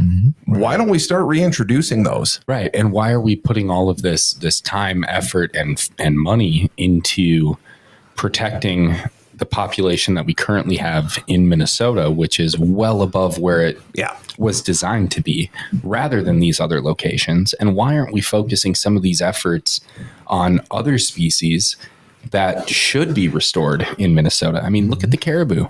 Right. Oh, I would love to see some caribou. That'd be amazing. Let's even go way smaller than that. This is what pisses me off more than anything. Let's pick on the Center for Biological Diversity in particular. I would love to. From their name alone, that is a worthy cause, if that is the actual goal. Yep. That is not the actual goal, because if that was their goal, they wouldn't be spending millions of dollars on wolves, on lawsuits for wolves, on lawyers for wolves. They would be spending those for Leonard skipper, Dakota skipper, Assiniboine skipper, these butterfly species that are, and I don't mean to sound fatalistic with this, but it is to that point. Like I've talked with enough DNR ecologists about these species to know in Minnesota, they are hanging by a literal thread. Yep. And they don't give a shit about that. Yeah. But they will fight tooth and nail for the wolf. Well, that's where the money is. I mean, It is. Those butterflies aren't charismatic, Yeah. Which is sad because they are an indicator of their habitat. Right. We talk so much about habitat tonight. You look at that prairie habitat, whether it's for deer, pheasants, songbirds, that shit all matters. Yeah. Absolutely. But they do not care about that. Right. They care about the individual. And that is the antithesis of species management. They care about marketing, and that's where it is. It's easier to market a pretty wolf face than it is an insect's face. Right. Yes. Well, and then their whole bias of it was just totally wrong because they said the wolf didn't hit its historic range. Jeez, can't talk. Well, neither have the Historic bison. range. Right. So it's like, Or but most yet, things. so because it hasn't hit all the way down to Missouri, even though the population is more than what it should be way up north, it just hasn't extended that far yet. But so their bias is totally wrong. It's the range. information's wrong. Yeah. The range. The range doesn't exist anymore. Current historical range. The we will continuity never of the habitat is not there. Right. No, so it's we not. have to look at current habitable range. Yes. Right. And if we look at current habitable range right now, we're not too far off. Yes, we could In hit Minnesota, the Dakotas. we're pretty close. Minnesota, we're there. I think. I have never once had a wolf on my trail camera in central Minnesota, and it shocks me because I know they're close. Ripley is 45 miles tops. Yeah. And I've not yet had a wolf. And trust me, if you try to step foot on properties that I have access to, I'll get your picture. I'm a junkie for trail cameras, but I have not yet had a wolf. So we are really close to the maximum sustainable or suitable habitat for wolves in this state. Yeah. But I mean, yeah, that's the hard part in this anthropocenic environment that we live in, to go from, I have a buddy that used to work for the Nature Conservancy in Holly, Minnesota, prairie country. Yep. There was a wolf pack up there. But to get from Holly, Minnesota to Theodore Roosevelt National Park in western North Dakota is a hell of a long way. And there's a lot of ag land in between that's just not suitable habitat. Right. I mean, that's the hard part in the modern environment. Right. Right. And that's what those organizations like the Center for Biological Diversity should be working towards, is improve the habitat so these animals can expand. Right. But they're not. Right. They're relying on us, organizations like us, to restore the habitat, to try to contend with all of this habitat loss and more importantly, this habitat fragmentation. Yeah, that's what it is. In order for them to be able to grow these charismatic populations to levels that they would like to see, and then have the habitat that that it's like they're we help magically to going to restore. go from northern Minnesota to, North Dakota. Yeah. So to talk to your point about you haven't seen a wolf on your cameras at all, I just logged into Wolf Report, and so I see Richmond here, and just south of Cold Spring, north of you, looks like in the just north of Cold Spring, there's a picture of a wolf sighting, and actually south of you, Eden Valley. I'd buy that. There's a picture of a wolf. There's and one over by thing. Fairhaven as well. I buy that. There's one thing. There's an important piece of context there that I think we should add. Almost certainly, those are juvenile males exploring new territory. For sure. Yeah, because I look south of St. Cloud, in your general area, and there's only about 4 different sightings. I don't within doubt it, 2 man. hours. Yeah. I don't doubt it. Like, there certainly have been those exploratory wolves. The other thing I would say about that is I've noticed people in my area have this really bad tendency to, we got wolves, big wolf. No, that's a coyote in February when it's fully fluffed out. But no, I don't discount that. There are certainly those exploratory males. And, realistically, when I look at so I'm from Stearns County, there are pockets in Stearns County that would be suitable wolf habitat if they get there. Yep. Mm-hmm. But it kind of goes back to, there are a lot of human-caused disturbances that they have to cross in front of to be able to get to that point still. Yeah. As I'm looking at this map, a lot of those sightings are on Highway 23 or relatively close to that once you get south of that Mora area. Mm-hmm. So it's kind of unique. So a wolf report is definitely something to look at, because that also, kind of tells us a little bit of, where that wolf range is extended. It just shows you that they can sometimes use man-made corridors too when there's not those natural ones left. Correct. What's cool about that too, and I commend you guys for the work you've put into that for no other reason than that is a really cool citizen science project, and I hope at some point that data comes into consideration with DNR management. Right. And I think it will. Right. Well, I will say thank you, and I will fully take credit for Jim's work on that. Yes, you will. Yes, you will.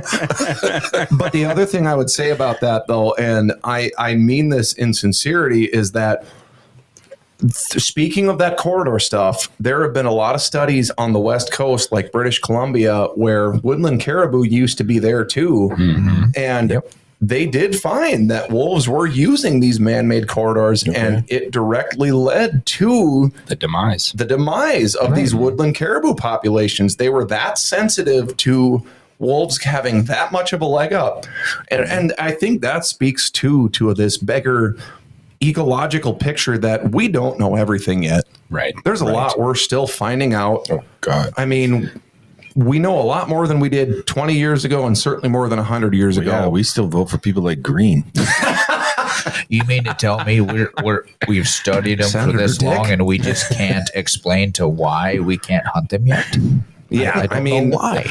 So to What me, more do we have to study? well, that's what I hope something like Wolf Report is able to help corroborate, is that wolves are taking advantage of some of these anthropogenic changes. Mm-hmm. I mean, that's a big deal from a habitat perspective, an ecological perspective, a management perspective, that all plays into the game. Yeah. 100%. Yeah. Wolves, man. Wolves, man. Man. Let's manage them. We definitely need What to. do you mean by What do you mean support by wolf management? Yeah, we got What do that you mean, question a Sharon? lot at What do you Sports Show. mean by MDHA supports wolf management? Yeah, what does that mean? Well, have you ever seen a wolf in a suit sitting behind a desk? Yeah, Steve Green. I don't know if he's a wolf. He's a something. It's funny. Yeah. I'm just saying that dude has done more to harm the hunting culture of this state than he's ever helped and ever will help Yeah, the guy's by against far. public land in Minnesota, northern Minnesota.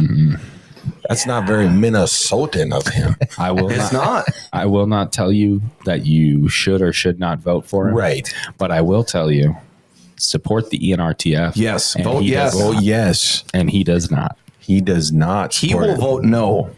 That is, Don't be Steve Green. right. Vote yes. That's right. Oh, man. Yeah, I've met the guy.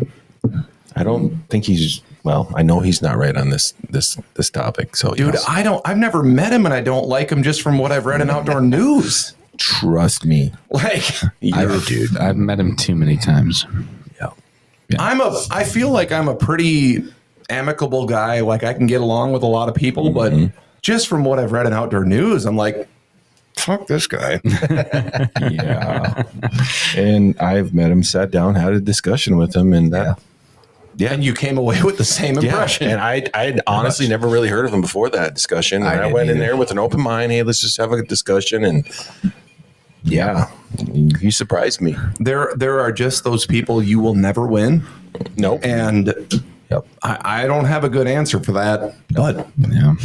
just recognizing that they're part of the spectrum and you got to be thinking of the whole spectrum when it comes Right. to all He's this definitely stuff. part of the spectrum. How do you argue against public land? That means he has the right to it. We all have a right to it. Well, I will say this coming from like the border of farm country, and maybe we can include this. So I actually reached out to my personal senator, Jeff Howe, and I emailed him because I saw he voted against the ENRTF bill this last year. And I was kind of curious about that because he's been a fairly staunch supporter, I would say, of hunters' rights and just hunters' causes. So I asked him, I'm like, this just seems out of context for you to vote against something like that. And to his credit, to be honest, when I reach out, I'm big on this. Like all these people that piss and moan out in the world, I'm like, well, contact your representative, senator, whatever. Yep. So I try to practice what I preach. And to his credit, I expect crickets from these guys, right? Like they've got bigger fish to fry than me. Who the fuck am I? But he reached out to me with a phone call and he left me a voicemail and he kind of explained his position and I didn't agree with it. But his position was more or less that organizations like Pheasants Forever are able to acquire land through things like ENRTF. And it's competing against young farmers that can't afford the land. Now, I could go on a long tangent about that because that's not 100% accurate, but at least he was able to give me a position statement Right. and at least able to defend his vote. And honestly, I'm hoping to talk to him about that more in the future. Right. Steve Green doesn't try that hard. No. No. Well, Go go ahead. ahead. Oh, all right. Jinx. That was cute. That was. The one cool Valentine's thing dinner? is Day on the Hill, to where you get to talk to your representative. Right. Yeah. So that's where we Is that open to any MDHA member? Yeah, absolutely. Yep. One of you, please shoot me an email We will. because I would be glad to show up. Yeah. Day on the Hill is going to look a little bit different for the next 2 years, just because there's a lot of construction at the Capitol. So we can't really reserve the spaces that we've had in the past. So it'll be probably 3 days on the Hill this year, like northern part, center, south part of the state. And just kind of those one-on-one meetings with your senators and reps. But that's still huge. It's though. huge. Oh, It's it huge. is. So yeah, really is. You'll definitely get an email about how to get signed up for that. and you'll definitely be in our loop. Well, because that's the thing, man. Like, I'm a nobody. Like, cool, I have a column in Outdoor News. Like, I'm talking to you guys. You're on Down the Barrel. You're That's somebody. right. I'm hoping this launches my career because you guys are a big deal. You got a world tour in your future. It definitely, if it didn't launch yours, it launched ours. Yeah. Start. I don't think it hurt anybody's. No, But it I mean, might. Not It yet. might. yeah, you don't know what I'm going to say. I mean, we're not done yet, but I mean, that's the thing. Like, I'm a nobody. I don't expect anybody to listen to me, but I am always happy to show up. And at least I like to think I'm educated enough to give decent opinions Right. to people that can make decisions. Yeah. And the thing is, like, these guys at the Capitol that make these decisions, they affect me too, because they affect the amount of funding that I get to do habitat projects down on the ground. Right. Yep. And I'd say, yeah, it's great to meet those representatives and senators because you might find out what they actually really believe, like you did, Deano, because he is actually technically You should take him out for Valentine's dinner. right, dude.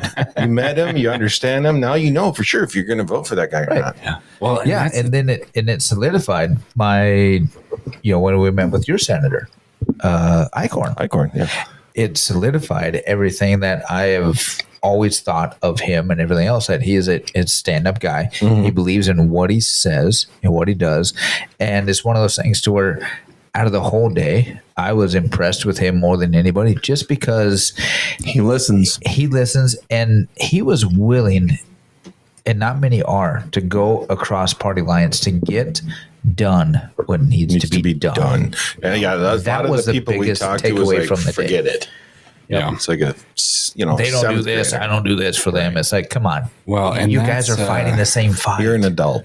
Yeah. So- and that's something that I wish more people would understand and take advantage of. Right. Is we vote these people into office, Yeah. but they're, until you show up to an event like MDHA Day on the Hill, they are a name on a piece of paper. Right. You have no idea what that person Who is they actually really are. like. Call them.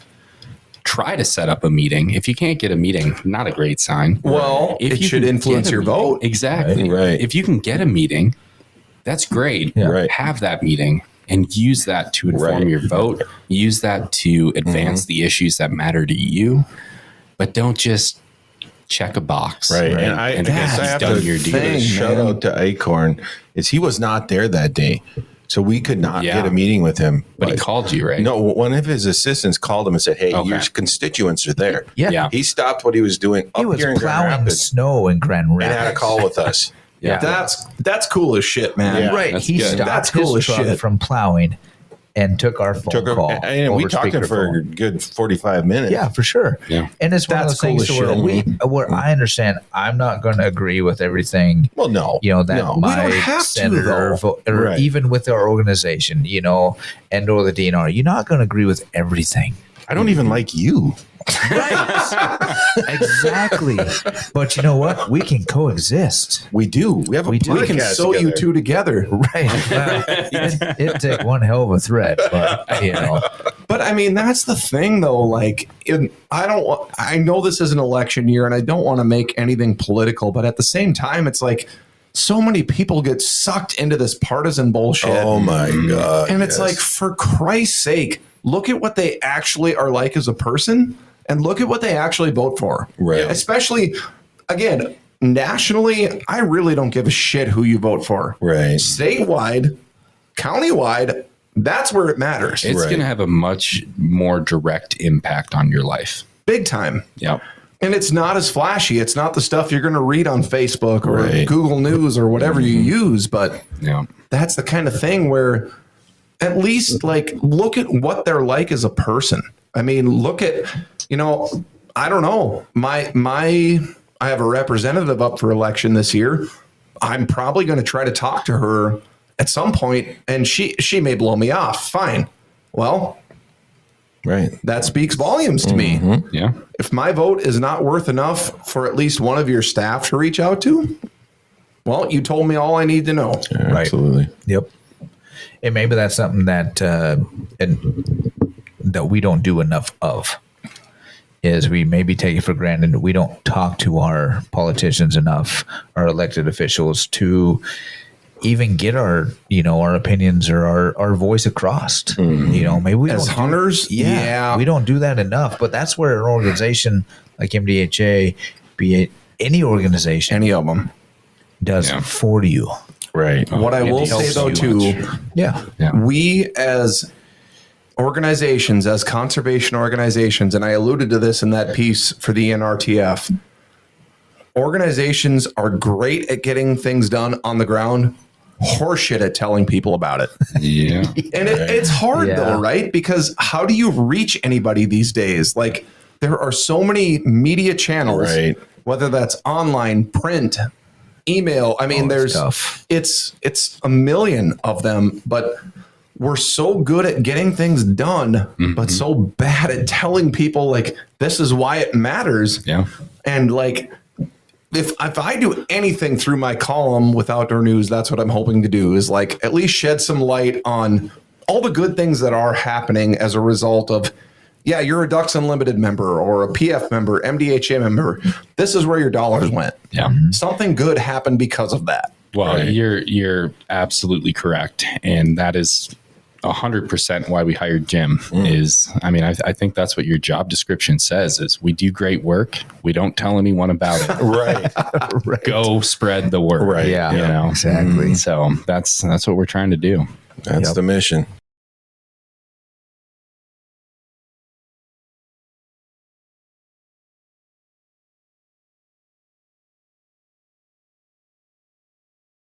Bring it above the partisan bullshit. Like, why are you loyal to one or the other party? Like, Why are you loyal to a politician? exactly. Yes.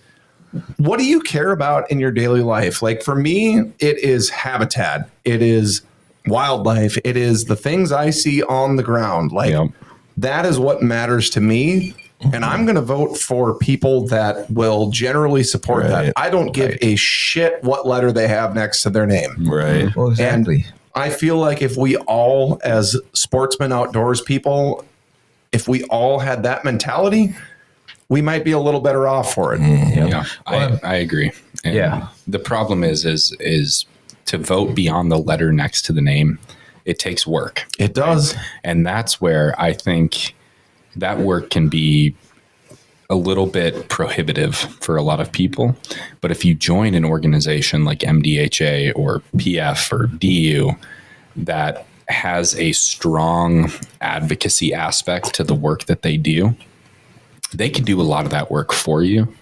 They can give you the information that you need on the candidates, on the issues, on the ballot measures, and you can vote there, and then they can go out, boots on the ground, advocate at the Capitol on your behalf. It's another reason that I'm such an ardent Pheasants Forever supporter, because they do have a strong lobbying arm. Yep. And it's why I did a 3-year deal for MDHA, because knowing there's that lobbying arm, I hate politics. God damn it. I hate it. But Me too. Yeah. it is a vital, if you want to see things done how you feel they should be done, it is necessary. Got to be engaged. And the fact that MDHA has a law, I did not know that. So what was it again? You have a full-time lobbying person? Yes, Eric Simonson is our lobbyist. Does great work. That's huge, though. Yeah. I mean, that's the person that's on the Hill talking to these people every day to advance these interests. And we all hate it. I don't think there's anybody in the organization or any organization that would say, oh, yeah, that's my favorite part. But, but it is a necessary part if you want your voice heard, if you want what you care about to matter when it comes to the policy. Yep. And again, MDHA, all the PF, all these organizations are great. They cannot get a whole lot done without the policy being in place to allow them to get those things done. Correct. Right. So are we once again making a call to vote yes on NRTF? Yes. On your ballot this November. Yep. A non-vote is a no vote. Right. So vote yes. All right. I feel like we hammered that home. Yes. Well, I'd hope so. That's a worthy point to hammer home, though, man. It really is. It really is. That this is the thing for me. Like 5 years ago, I didn't know really about any of that stuff, and I was kind of one of the blissfully ignorant and happy. But then I realized, like, oh wow, that has a way bigger impact than you'd give it credit for. And God damn, man, it matters. Like, vote for that. Yeah. I don't care what your politics are. If you care about the outdoors, that's a worthy yes no-brainer. vote. It is. No-brainer. It should be. Yep. Vote yes. Vote yes. So you need And with to know. that note, we appreciate you coming on, Ryan. Yeah. Thanks for having me, guys. Yeah. If you want to find me, northwindoutdoors.com is where you can find me. We are going to drop our podcast next week, the Eco Hunter podcast. So if you have any interest in hearing me spew more bullshit, that's where you can find it. Absolutely. But I really appreciate you having me on, guys. Yeah. No, great. thanks for making Thank the you very drive. much. Yeah. Absolutely. Tell your wife thank you for letting you out of the hotel. Yeah. We'll Yeah, see how thanks much for- trouble I'm in when I get Right. back. No, thanks for coming on, and be sure to check out Wolf Report and MDHA. Absolutely. Thank you, Ryan. Thanks, guys. Yeah, thanks a lot. Appreciate it. The Minnesota Deer Hunters Association has been building our hunting and conservation legacy over the past 40 plus years through habitat, education, advocacy, and legislation in Minnesota for Minnesota. The Minnesota Deer Hunters Association and Wolf.Report proudly sponsor this podcast. However, please note that the opinions, topics, and guests featured may not necessarily align with the views, beliefs, goals, or mission of our sponsors.